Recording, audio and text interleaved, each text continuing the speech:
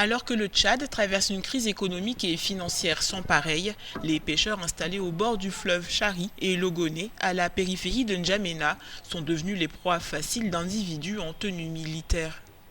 Des hommes en treillis qui profitent de leur position pour leur imposer des taxes allant jusqu'à 3000 francs CFA par jour. Ils ramassent les filets, tous les biens, les pirogues, et ils ramassent, ils t'amendent, tu payes. Et si tu ne payes pas, c'est là ça cause ta mort. Quand tu cherches à parler, ils te bastonnent, ils font tout ce qu'ils veulent avec toi. Robert pratique lui aussi cette activité depuis plus de 40 ans et c'est la première fois qu'il est confronté à une telle situation, intenable déplore-t-il. J'ai perdu mon cadet.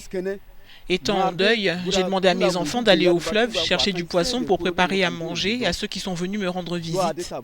Mais les agents de sécurité ont arraché mon matériel de pêche aux enfants et jusqu'aujourd'hui, je ne l'ai pas encore récupéré.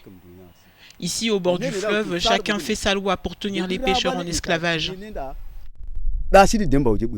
Selon une source anonyme, un agent de la direction de la pêche et de développement de l'aquaculture aurait fondé cette association fictive en mai dernier et serait à l'origine du malheur de ces pêcheurs.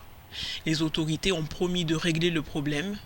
Acculé par le service de sécurité, l'auteur de cette mafia vivrait désormais en clandestinité.